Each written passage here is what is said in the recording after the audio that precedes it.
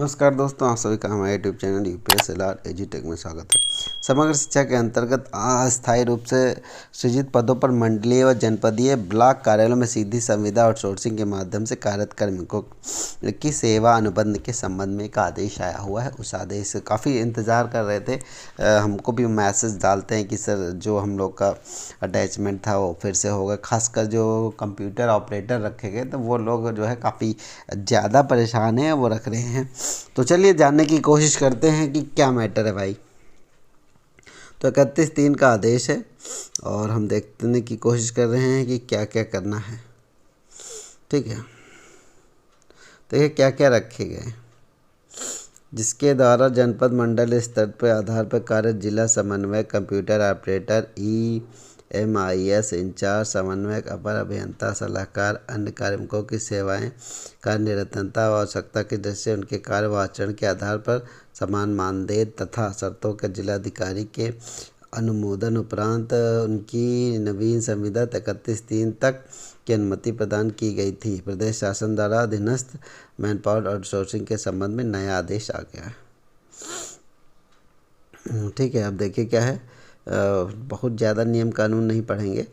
सेवा प्रदाता कार्मिकों के चयन हेतु अभिलेख, परीक्षण और दक्षता प्रमाणीकरण के संदर्भ में विस्तृत निर्देश दिए गए हैं। ठीक है, लिखा है TC सूक्ष्म लघु मध्यम उद्यम लखनऊ सेवा प्रदाता व चयन कार्मिकों के चयन में जेम एक ऐप है, उस पर अपलोड की जाने वाली बिड से संबंधित पुनरीक्षण के निर्देश दिए गए हैं।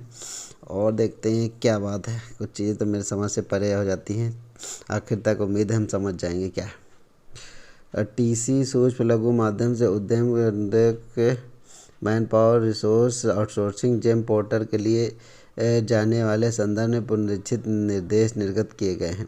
उक्त शासनादेशों के क्रम में राज्य परियोजना कार्यालय के पत्रांक सेवा प्रदाता इत्यादि 4 नवंबर 2020 द्वारा मैन पावर रिसोर्स आउटसोर्सिंग से कार्मिकों के चयन के संदर्भ में अभ्यर्थियों के शैक्षिक अभिलेख, अनुभव प्रमाण पत्रों के सत्यापन, 5 सदस्यीय अभिलेख सत्यापन समिति तथा अभ्यर्थियों के दक्षता प्रमाणीकरण के लिए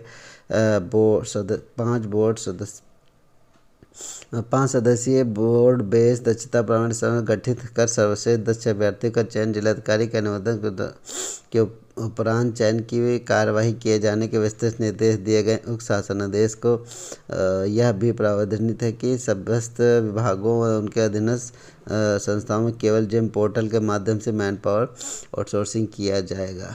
अच्छा, वर्तमान में मंडलीय व जनपद ब्लॉक कार्यालयों में अस्थायी रूप से सृजित पदों में सीधी भर्ती आउटसोर्सिंग कार्मिकों की नियमित सेवाएं ली जा रही हैं। कार्मिकों द्वारा निर्गत जेम से संबंधित शासनादेश के क्रम में राज्य परियोजना कार्यालय द्वारा सुसंगत आदेश पूर्व में ही निर्गत किए गए हैं। संप्राप्ति के वित्तीय वर्ष में 2022 और 23 वार्षिक कार्य योजना बजट स्वीकृति प्रक्रिया गतिमान है।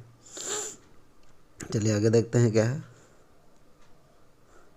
वर्तमान में मंडलीय अस्थायी पदों सीधी भर्ती, यहाँ देखते हैं, कार्य योजना गतिमान के बाद उपरोक्त वर्णित परिस्थितियों तथा वार्षिक कार्य योजना बजट 2022-23 में स्वीकृत भारत सरकार से प्राप्त होने वाले अपरिहार्य व मंडलीय जनपद ब्लॉक कार्यालयों में अस्थायी रूप से सृजित पदों की सीधी आउटसोर्सिंग के माध्यम से कार्यरत जिला समन्वयक, कंप्यूटर ऑपरेटर, लेखाकार, इंचार्ज, सहायक अवर अभियंता, सलाहकार, व्यवसाय कोऑर्डिनेटर, क्वालिटी गुणवत्ता अन्य सेवाओं की आवश्यकता निरंतर दृष्टिगत रखते हुए नियमानुसार सेवाएं दें।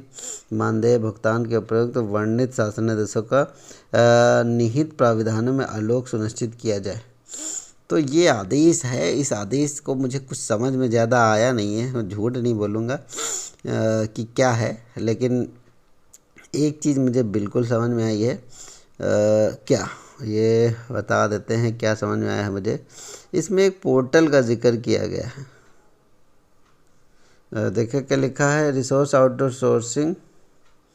फिर से देखते हैं, आपको मुझे जो समझ में आया है मैं वही बता सकता हूँ भैया, बाकी मेरे बस का नहीं है। इसमें एक चीज़ मुझे लवन में समझ में आई गई है, वो बता देता हूँ कि इसमें आउटसोर्सिंग का एक जिक्र किया गया है जेम पोर्टल से लिए जाने के संदर्भ में है।